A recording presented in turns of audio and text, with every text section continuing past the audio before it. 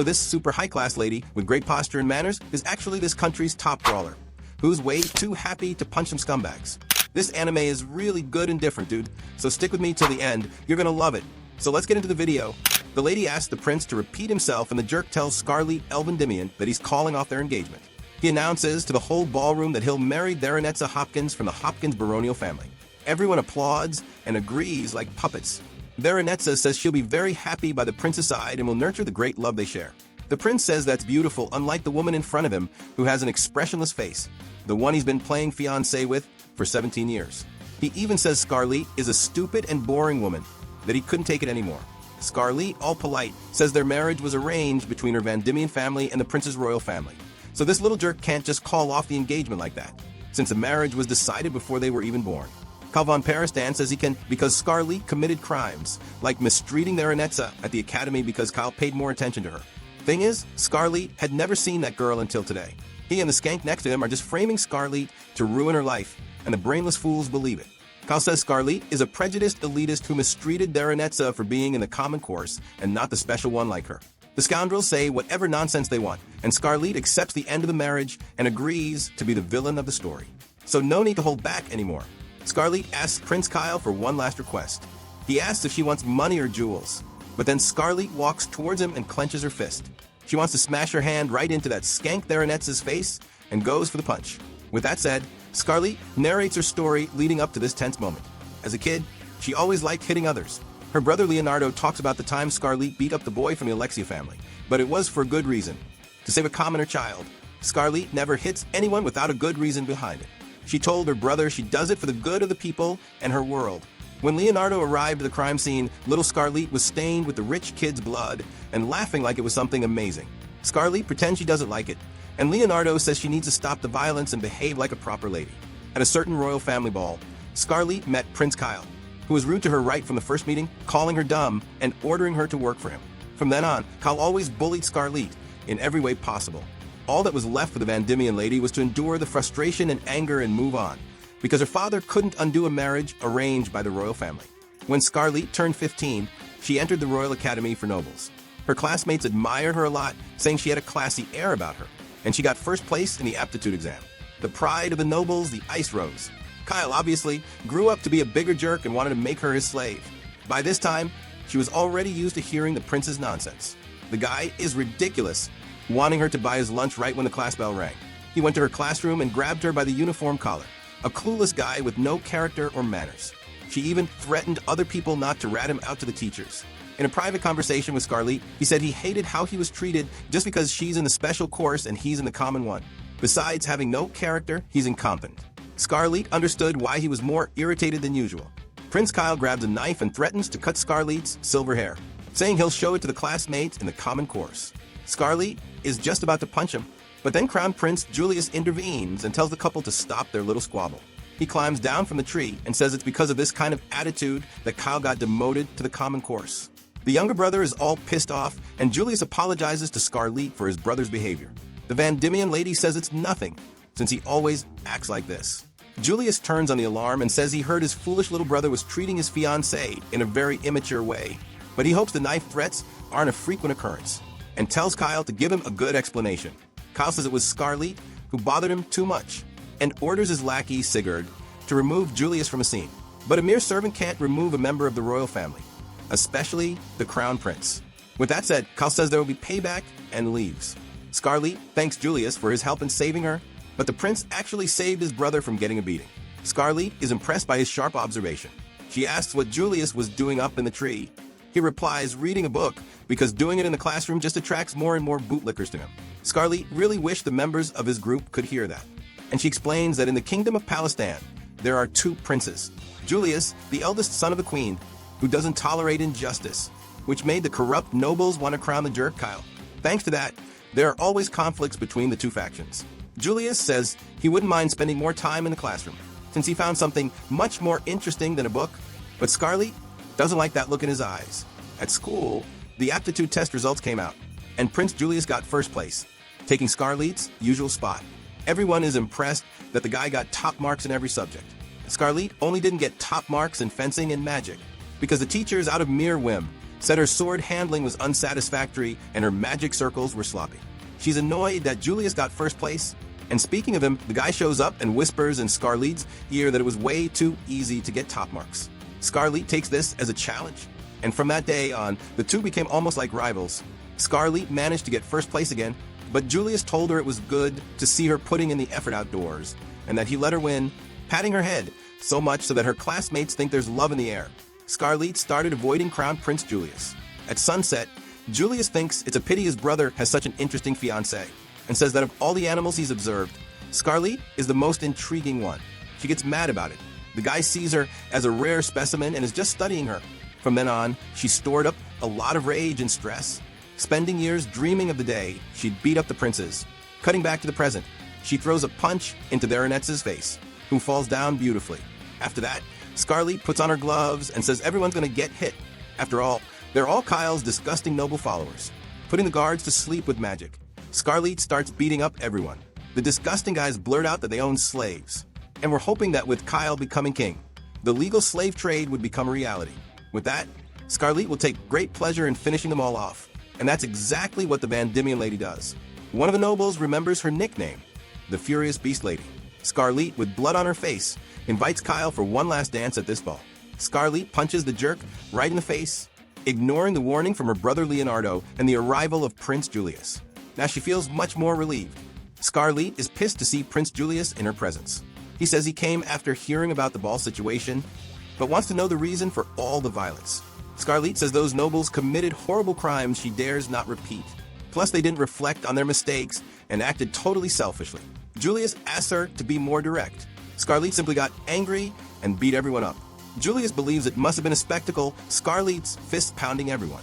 Leonardo, on the other hand, is worried about the family's reputation now, which had been at peace for 10 years. Then Scarlet starts feeling dizzy and faints right there. She hears the sound of the church bell that whistles the time god Cronoa, and realizes she used that god's blessing power too much. When she wakes up, there's a maid on top of her with a knife, about to take her out, but the lady already sends her flying with a punch that pins her to the wall. Leonardo arrives and is almost having a fit with each atrocity he discovers about his sister. The fight Scarlet started is being talked about throughout the whole kingdom. According to Julius, the people are happy with her attitude, the fist heroine who put criminals in jail. Her bloodstained silhouette, while terrible, is beautiful at the same time, which is why she got the title of Bloody Princess. Leonardo goes crazy over this. One terrible title is replaced by another. Then Julius says the country will be very busy now, as there will be a heavy investigation to replace all the corrupt nobles in the assembly. And there's still the advisor, Godwin Benet Carmen, who heavily influenced the trash nobles to follow Prince Kyle. He's the one who needs the harshest punishment. Julius and Leonardo plan a way to clean up all this filth and whoever is behind it all, which is why they created the Court Investigation Bureau. Leo is acting as the director of this organization. Later, Scarlet goes to a cabin and a wild cat attacks her. Scarlet is cool with the slap it gives and tells Nanika of the Farah people to return to her human form for a better conversation. Nanika does this and Scarlet sees it was the maid from before who is actually a man. And by the mark he has, he's someone's slave, meaning he has no choice but to obey the orders to take out Lady Scarlet. She says if she frees him from the slave magic, she wants to know everything about Nanika's contractor. He accepts, somewhat doubtful, but gets tripped up, and Scarlet uses a reversal magic on Nanika. In this world, people are blessed by various types of gods and receive the gift of life. Most people don't realize which god gave them their power and never awaken it, but some manage to, and when that happens, it's called a blessing.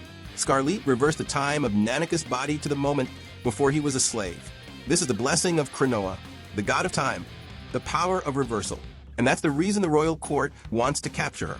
But there are several criteria for using it. Scarlet can only use her blessing for a short time. Otherwise, it shortens her life and she could kick the bucket. During the ball, she used the acceleration power and that's why she fainted. She asks Nanika not to tell anyone about her power.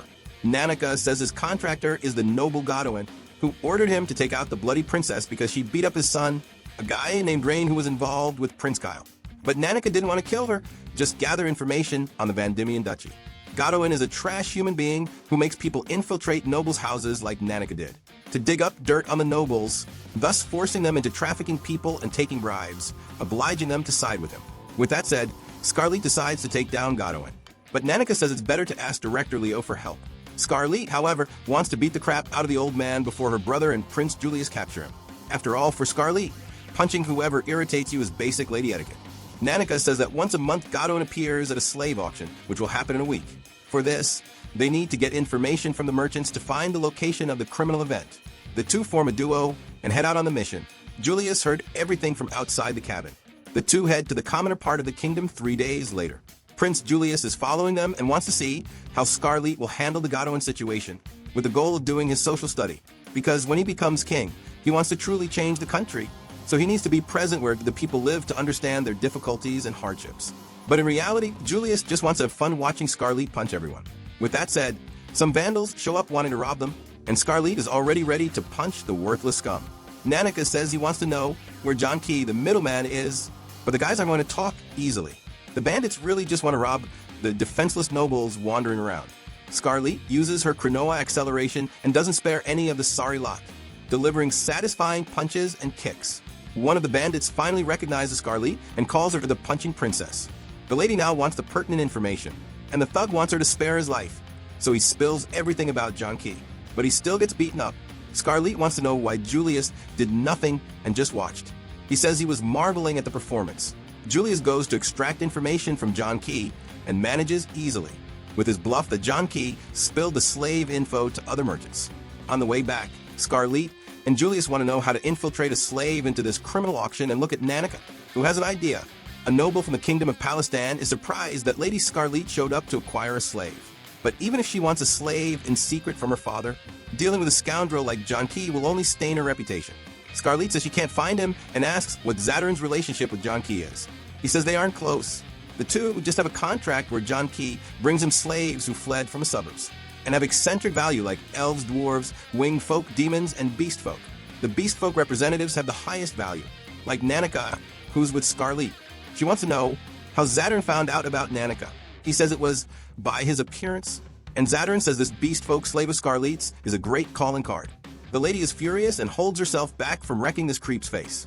Zadarin wants to know what slave she desires. The lady says she wants to participate in the upcoming auction. For that, she'd need to pass a verification, which would reveal her identity and require proof of purchasing at least 6 slaves for her family, and that could take about 6 months. Scarlet says if it's all about money, she can pay. But Zadarin says if she can hand over Nanika, he can take her to the auction as his daughter, and she'll pass through the auction just fine. Scarlet acts like never before and accepts with an open heart. Scarlet is outraged that important people in the kingdom constantly do this rotten auction. But the good thing is their plan to infiltrate worked. Nanika was surprised Scarlet resolved everything through dialogue. Scarlet meets up with Prince Julius at the city market, and a vendor offers a beautiful apple pie to the pretty lady. Julius orders one for both of them and escorts Scarlet to get away from the vendors who offer overpriced products that aren't even worth it. However, he buys everything for Lady Scarlet. She asks if he has anything better to do here. He says he has nothing. Scarlet punches the wall, wishing it was the prince's face. Then, to calm her, Julius gives her the apple pie, which is way too tasty. The two sit on a small bench, and Julius says he really likes relaxing among the people. Scarlet says she only came here to buy lunch for the second prince. Julius has always admired Scarlet since she was little. He always found everything in this world boring, but with Scarlet, it's different. She always entertains him. The guy is very forward and gives her cheek a kiss. Julius says his feelings are very different from the common romances out there. Scarlet is very precious to the prince, more than anything in this world. At sunset, Scarlet lies down in her room at an inn and thinks. Julius might have done that just to provoke her and play with her feelings. The next day, Scarlet meets with Zadarin for the slave auction and promises to hand over Nanika. He might even accept, but first wants to confirm if he really is part of the beast folk. All as a precaution, because sometimes people sell folks who are just pretending to be beast folk. Nanika transforms and shows he's the real deal. So Zadarin says he'll be the featured product of the auction. Just then, a guard named Donovan, who's a beast man, shows up. He must be a lycanthrope, and Nanika doesn't like the crazy look in his eyes. He puts a collar on him to take him away and almost whips Nanika, but Scarlet stops him and says she'll be the one to train this wolf boy. The guy has the nerve to call Scarlet a lady of the night, to put it nicely. Zadarin says this beast man used to be a Class A adventurer, so it's best not to mess with him. But to Scarlet, that's nothing. She's way stronger and punches the guy, sending him flying. Then she heals Nanika's wounds and swears she'll come back for him.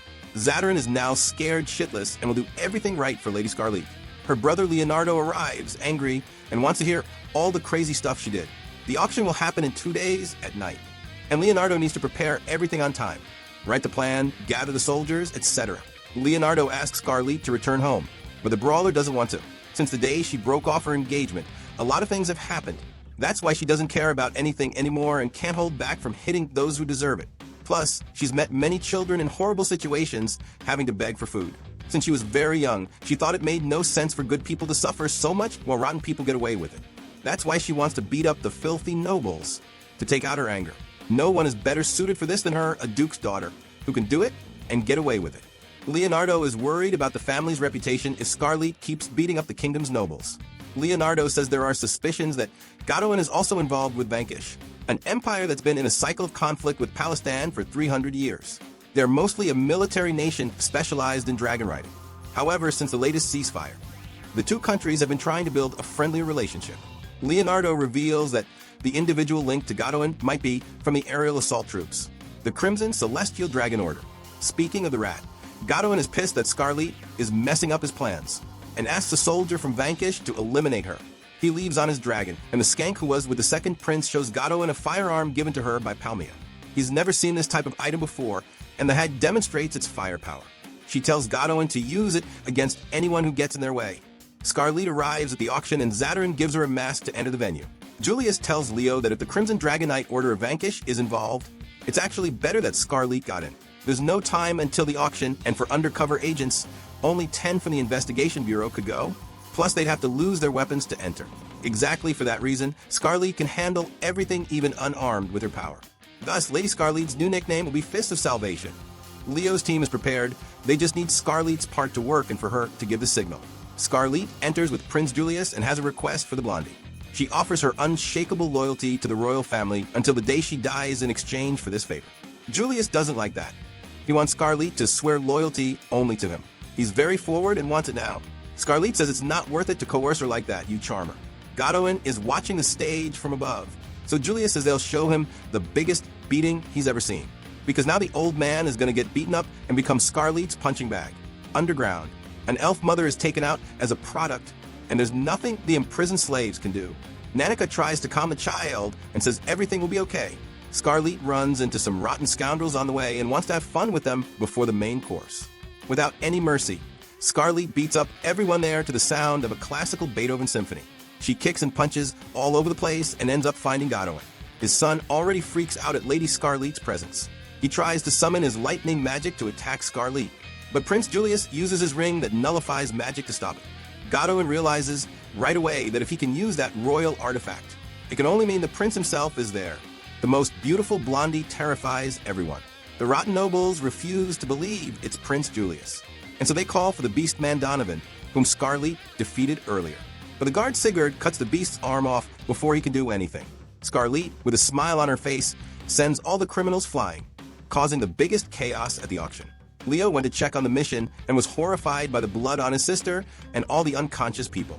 Scarlett says she still needs to go after Godwin, and Julius has to call the castle guards. Julius gives the signal and the team prepares.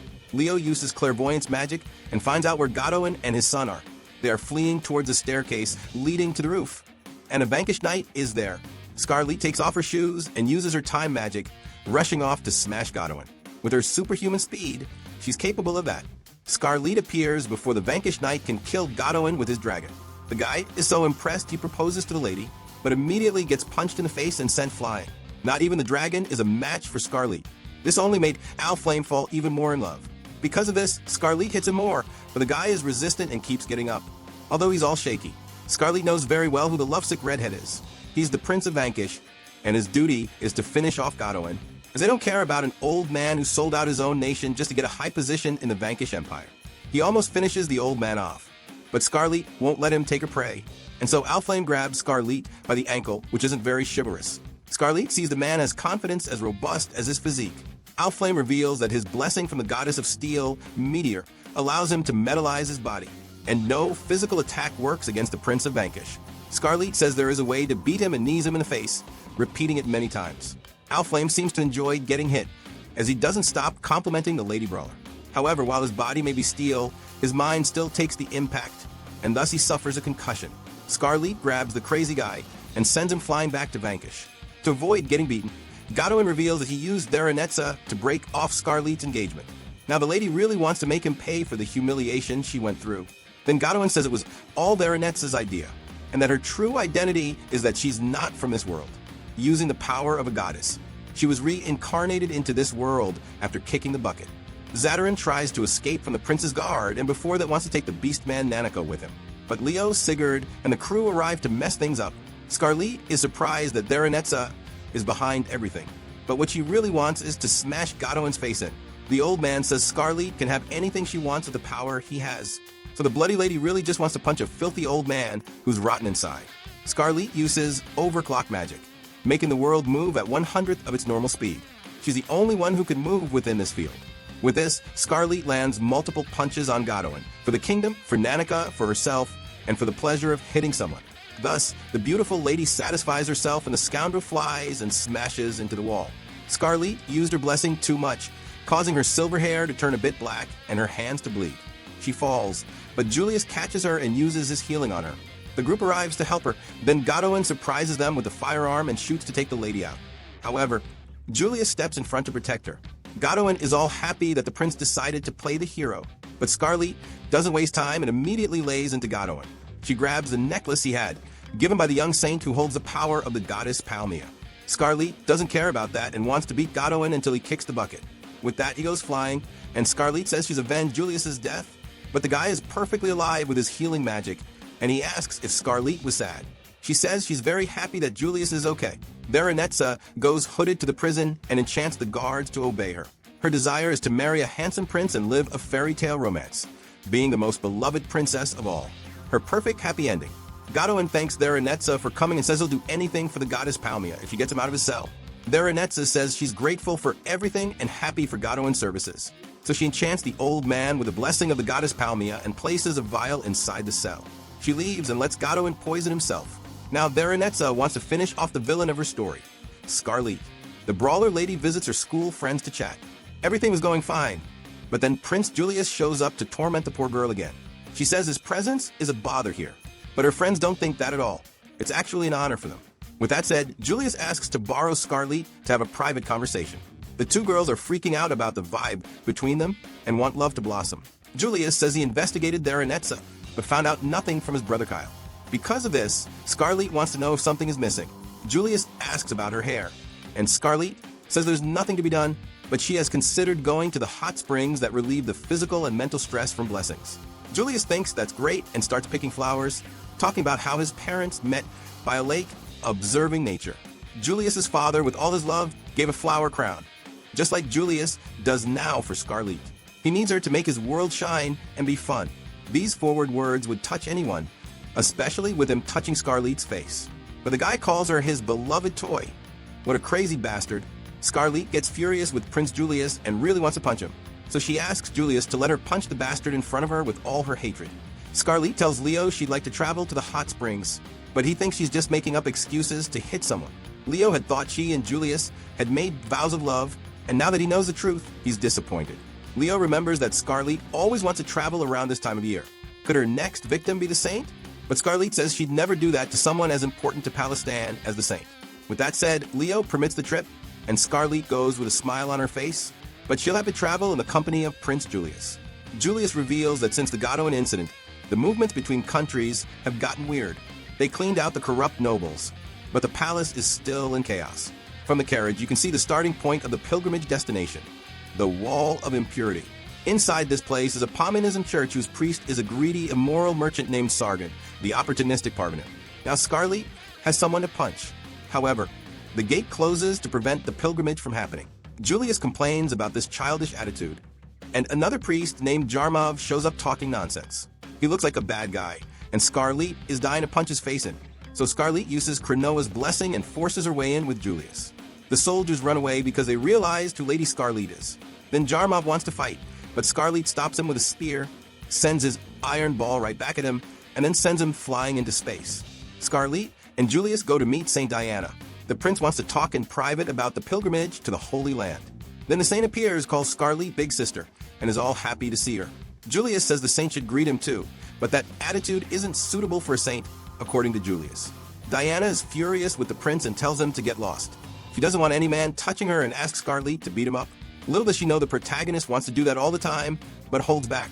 The meeting with Diana begins, and Scarlett tells the story of the pilgrimage to the Holy Land, which dates back 300 years. When the kingdom of Palestine was constantly attacked by demons and its territories were being taken over, but then a young woman with exorcism powers appeared near the border and used a light-type attack on the beasts and saved everyone. She went to villages in the four corners of the kingdom and placed pure crystals to create a barrier, thus protecting Palestine from horrendous monsters. But then, the effect of this barrier wasn't maintained after that young woman's death. Because of this, another girl with the same name, Diana, appeared, who restored the crystals and repaired the barrier. Since then, the king of Palestine erected a cathedral for young girls born with divine powers, who would be worshipped as symbols of faith. After that, with each generation, a new priestess Diana is born, who with exorcism powers always restores Palestine's barrier. The march for the pilgrimage with Saint Diana begins. The people are all amazed by her elegant appearance and cheer for Saint Diana. But out of nowhere, a tremor happens repeatedly, causing Scarlett to leave the carriage to see what it is. The noise is coming from the Pauminism headquarters, and using Cronoa's blessing, Scarlett quickly heads there. She smashes the statue of the goddess Palmia, borrowing her spear to beat up some fools. Scarlett uses her Cronoa blessing and chucks the spear at the Palmia Cathedral, destroying everything. The religious faithful are in disbelief at this. Then Scarlett appears before them and is surprised no one's hurt, despite the damage she did to the building. The silver demon won't get away with this against Palmia's followers, they shout. Scarlett makes fun of them, and the fanatics trust their ugly, bald inquisitor to handle Lady Scarlett. The bald guy goes crazy seeing Scarlett holding the head of the goddess's statue, and says she'll pay for this sin using his club magic. But he gets hit in the face with a golden head and loses real quick. The guys cry about carrying out their plan in Palmia's name. But Scarlett doesn't care about these weak fanatics and knocks the bald one out. She then starts beating up all the others for the chaos they caused. Now the lady is going to give them a world of hurt to see if they stop being stupid. Scarlett took care of the religious fanatics and heads outside, leaving the guys' prison to the royal guard. In the city, the royal palace healers have arrived to treat the civilians' injuries. Saint Diana is happy and calls for Scarlett, when suddenly the platform she's on starts to crack and collapses. The priestess almost gets seriously hurt on the ground, but a handsome knight arrives to her rescue. Scarlett's older brother, Leonardo Van Diemen. Diana falls in love at first sight with a noble and gentle man. Julius talks with Sigurd and wants to know how the Pauminists knew the time he and Scarlett would arrive for the pilgrimage. So he asks Sigurd to infiltrate the Pauminists and find out who among them is disguised within the pilgrimage entourage. Julius doesn't want there to be a traitor, but he needs to take precautions. Man, I'm suspicious of Sigurd, folks. I doubt everyone. At night, Saint Diana's handmaidens ask Scarlett for help with the saint's behavior. The girl is all happy and bouncy, and nobody knows why. When Scarlett enters her tent, that's when the priestess gets even more excited. Then Diana explains that every time she looks at Scarlett, she's reminded of her older brother Leo, and confesses she fell in love with him when he saved her. Scarlett is happy for Diana having good taste in men. After all, her brother is a fine and respected man. Scarlett will help Diana get closer to Leo and has an idea. A week later, the pilgrimage reaches the city of Memphis on Palestine's border. There, the saint receives many visits from travelers due to the number of hot springs. The two, in their hot spring bath, plan Diana's meeting with Leonardo. The saint will invite him for an evening date at the city festival. Scarlett gets her dressed in yukata with her hair down, a very casual vibe to hook Leo. Diana is amazed that the punch-happy lady knows so much about dating stuff. Truth is, Scarlett had already told her brother to accept Diana's invitation for a walk, to fulfill her wish to be a normal girl. When Diana invites him, Leo accepts without a problem. Julius and Scarlett walk together at the festival, and on the way they run into some annoying adventurers who are breaking merchant stuff. Scarlett is going to beat them up, and Julius pays the old man for everything he lost, and everything he's about to lose from the beating Scarlett will give the scoundrels. Diana and Leonardo enjoy the moment together and do various things, even try on matching cat ears. The girl is sad that Leo only sees her as a little sister because she reminds him of a younger Scarlett. But then Leo needs to go see what his sister has gotten into this time, and Diana needs to return to the inn, unable to tell him she's lost her powers as a priestess. In the Vanquish Empire, an old man from Pauminism, Inquisitor Michelin, asks His Highness Alflame and his Crimson Dragon Knights for a little favor that I end the Palmia religion. An extra tells His Holiness the pilgrimage has reached Memphis, and the faithful are worried, but His Holiness says not to panic, because he has a spy within the pilgrimage whom he trusts completely. Little does the fat old man know that Sigurd is disguised as a soldier and is listening to everything. The pilgrimage marches deep into the mountain, and Saint Diana is really exhausted. Scarlett tells her to hang in there. It's just a little further. Leo takes the saint's hand and says they can stop to rest for a while if Diana wants. but she, all embarrassed by her crush, says she's fine and can walk much more. The soldiers are also tired, and the commander says this is no way to honor the Dianism order. He apologizes to Lady Scarlet for this pathetic scene from his men. However, Scarlet Van Diemen says it's nothing. After all, the soldiers are wearing heavy armor and scanning the area, always alert to dangers. With her pure smile, Scarlet cheers up the soldiers who think a goddess is standing before them, and they gain more strength to continue the hike. Julius says this pure maiden trick is great for manipulating men, truly living up to her villain role. Scarlet remarks that she won't always be the pure and adorable Scarlet. Julius says that from the looks of it, it seems like Scarlet was always pure and adorable since childhood. Then she says that's right to the Golden Monarch, a nickname Leo told her the ladies at night parties called Julius. Then the nosy guy Dios shows up, saying Scarlet seems happier talking to Prince Julius, even more lively, and Julius agrees. Scarlet says Sir Dios is stronger than he looks. He reveals that forests and mountains are like backyards for elves, so he feels much more at ease. This made Dios go up in Scarlet's estimation, which bothers Dios, but only a little. He's confused if he should take it slow to avoid messing up. Scarlet says that's a good question and smiles. Dios goes crazy over a lady's smile and asks Scarlet for a chance to win her heart. With that said, Scarlet is annoyed by the insistence, and Julius asks Leo and the others to walk ahead a bit so they aren't caught in the crossfire. Then Scarlet uses wind magic and launches Dios into Earth's orbit. Scarlet says maybe in his next reincarnation he can try again. The group arrives at the Memphis Crystal, and Leo observes it's very impure and damaged, all in just 1 year. He tells his sister that's where the saint changes, so Scarlet says it's no problem, since she's also a saint. This leaves Leo with "are you kidding me" face. Then the handmaidens arrive and give the sacred robes to Scarlet to change into. Leo is in shock, thinks this is some scheme of his sister's, and asks her what's going on. Julius can't stop laughing and tells the lady to just spill the truth already. Scarlet reveals there isn't only one saint in Dianism. Just like Diana, she is also a priestess. Publicly, there's only one saint, but since the third generation, 2 saints have been born to protect the kingdom of Palestine. The saint's power depends on the blessing of Cronoa. One of them purifies the corruption in the crystal, while the other installs a new barrier. However, with Saint Diana unable to install the barrier, they'll need more than just a yearly purification of the crystal. Using Cronoa's power, Scarlet will rewind the barrier's time, purify it, and install the divine barrier. So Lady Scarlet begins the purification rite and starts removing the impurities. Diana finds everything her big sister does beautiful. Dios returns from space and finds all this very extravagant. His commander tells him to be quiet, as Scarlet's robe is to protect her body from the sacred crystal. With that said, Cronoa's blessing activates, and the crystal reverts to its past state. Leo is amazed by this, and Julius says that even among Cronoa's blessings, the power to rewind time is very rare. That's why the royal family kept it a secret from Scarlet's family that she is a saint of Dianism. Leo now understands why Scarlet was chosen to be Prince Kyle's fiancée, and why Julius is trying to build a connection with her. Julius thinks Leo didn't like his answer regarding his motives. Leo says that's not it at all. The rite ends, and the next location for the pilgrimage is Snowwind to the north. Diana goes to congratulate Scarlet, who notices her little one isn't feeling well. Diana feels guilty for not being able to help and thinks she's useless. Scarlet comforts her with a hug and looks forward to next year's pilgrimage. Diana feels more relieved, and Dios watches everything with a suspicious look. The journey continues, and Julius seems thoughtful. In his tent, he receives a message from Sigurd saying there's a traitor in the pilgrimage. He can't confirm the identity yet, and there might be more than one. In the present, Leo snaps Julius out of his thoughts, and Julius says it's pretty cold where they are. Leo says it's because they're in Snowend, the city where it snows all year round. Scarlet doesn't handle the cold well, as it can affect her fists for punching filthy scumbags. Julius tells her to be patient until they reach the Lord's residence, as they'll have a special reception as usual. Arriving in Snowend, the city doesn't welcome the pilgrimage very well, and Julius wants to know why from Count Padrak. He says the prince is being deceived by the scum who pretends to be a saint.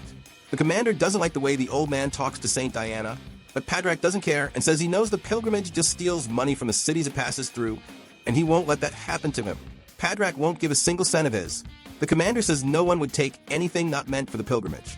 Then Leo intervenes and comments that the money is given by the people to manage the kingdom. It doesn't belong to Count Padrak, and if he delays the pilgrimage for a trivial reason, he'll bring ruin to the kingdom. Padrak says that's not necessary, because there is a goddess who will save the kingdom of Palestine and guide them from now on.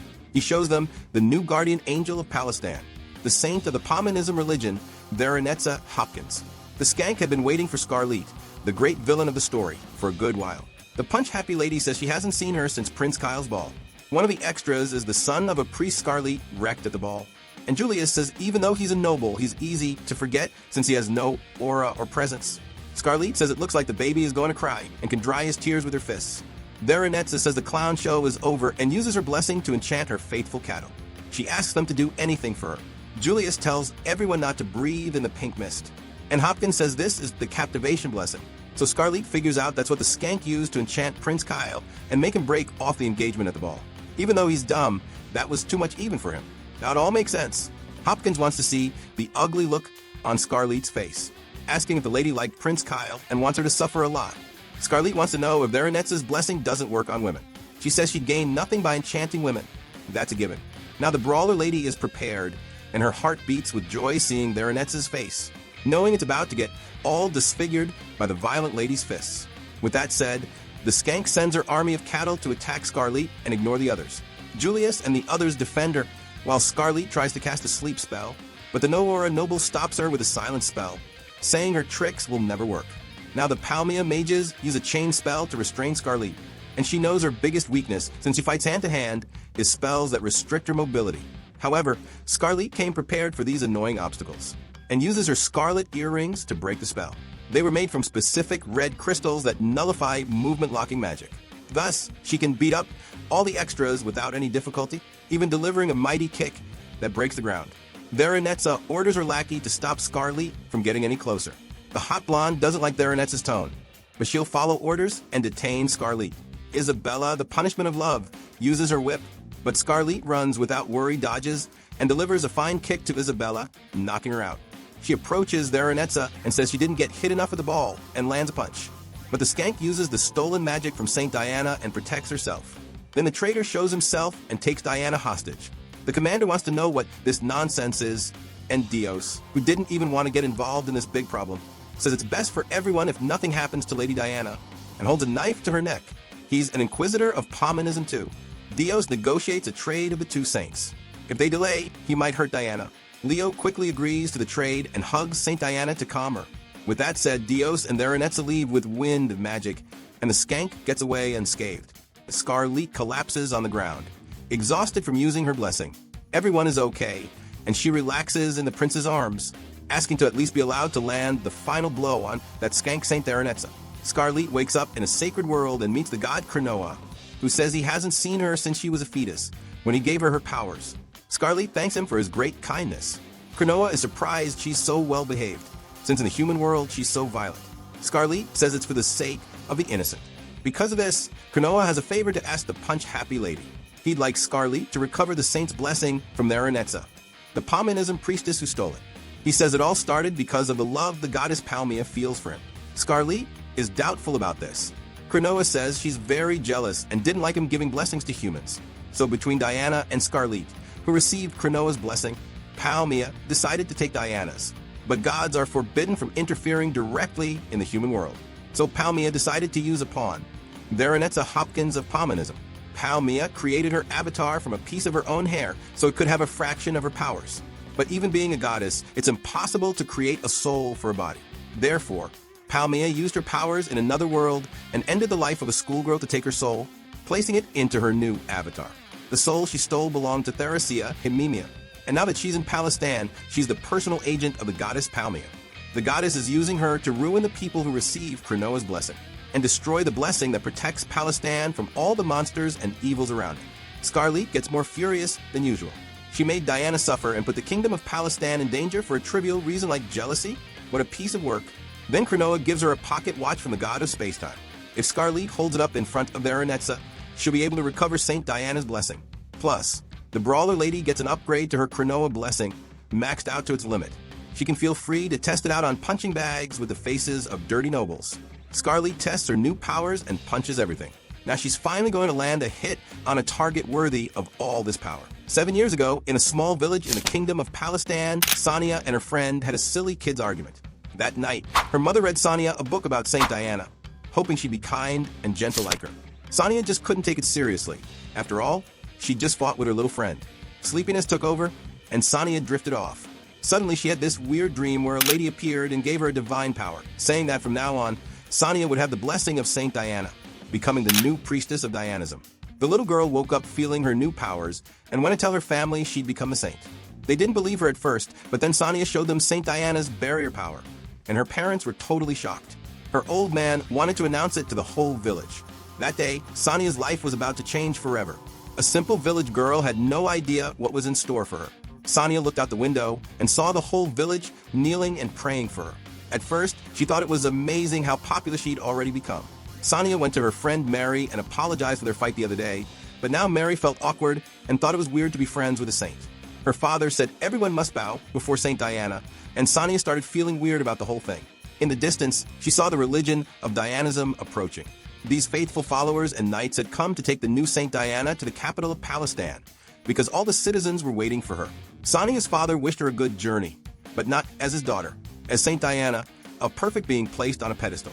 This left the girl confused and sad, treated differently by her own dad. Sonia regretted ever telling them she was a saint. The girl went with the Dianism lady in a carriage, and the lady said since the old saint had kicked the bucket, Sonia would now protect the kingdom as the new Diana. The little one realized nobody would need the simple Sonia anymore. So she thought that by using these saint powers she got from the gods, she could do something more. With that, Sonia met her partner saint, Scarlet, and was immediately impressed by the grace of Lady Van Diemen. The two became really close fast. One day Sonia wanted to know why Scarlet was so perfect, since without saint powers, she herself was nobody. Little Scarlet, to comfort her, said that whenever Sonia smiles, it makes everyone's heart happy. And that's not because she's Saint Diana, but because she's herself. Only Sonia can do that. Sonia didn't like hearing that, because she's not happy with herself and always cares what others think. Plus, she's pretty jealous of her big sis. Sonia gets summoned by Julius and goes to see how Scarlet is. Julius has a major attitude, because he found out from investigating the Paumanism leaders that Sonia and Dios were leaking info to the Palmyra religion. That's how those guys knew everything about the pilgrimage. Sonia admits it and that it was her fault Scarlet's life was in danger. Was she going to get arrested? Julius can't just arrest a saint like that. The political situation in Palestine would get even worse. And if Scarlet found out Sonia was imprisoned, she'd be devastated. Julius won't do anything until the pilgrimage is over, but he wants to know Sonia's reason for betraying them. But suddenly, a blinding pillar of light hits everyone, and it's super strong. This was Theranetz's doing, who messed up the kingdom's protective crystal, saying it was just a light of love. What a piece of work. Nanicus watching everything. Now the crystal is totally wrecked. Two troublemakers arrive from their missions, Avelin and Barak, along with the paladins of the Holy Empire Eldrand. Theranetza thanks them for the help.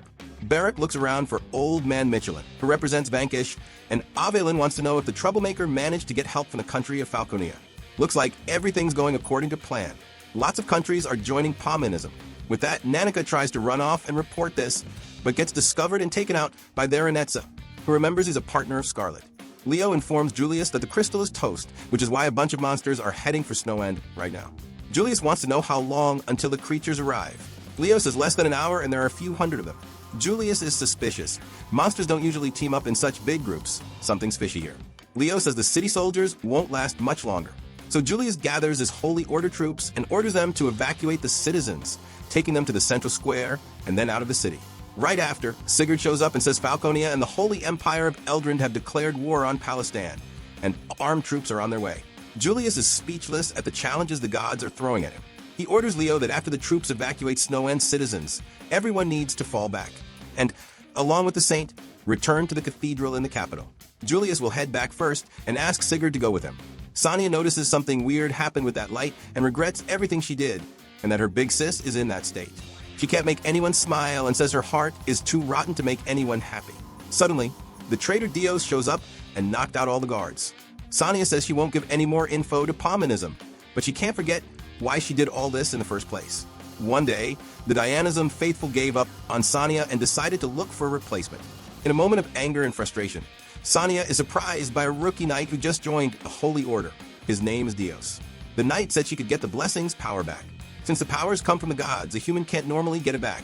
But he had something amazing, an item with the saint's power. All Diana had to do was take the goddess Palmia's power. This confirmed Dios is a Paumanism spy, and that thing in his hand was a saint's crystal containing Saint Diana's power. Sonia thought about the people who would suffer without the barrier's protection and how many could bite the dust because of it. Dios only gave one condition, that Sonia pass on information about the Dianism religion for a year. Above all, Sonia wanted her worth back by recovering her power, and she wanted Dios to promise no one would suffer from the info she leaked. Sonia was pretty dumb and naive here, wasn't she? Such a gullible girl. In the present, Sonya doesn't want to be a spy anymore and won't betray those she loves and who love her. She'll live without being ashamed of herself, like Scarlet. Dios is about to send the lady to La La Land while she sleeps, and Sonya tries to stab him to save her big sis. But Dios is strong and doesn't let her, grabbing her arm. Sonya is willing to sacrifice herself for Scarlet. With that, the punch-happy lady awakens. She gets up with incredible power and sends Dios flying to the ends of the earth with Krenola's blessing. What a way to wake up for Scarlet, punching a scumbag. She asks if Sonya is okay.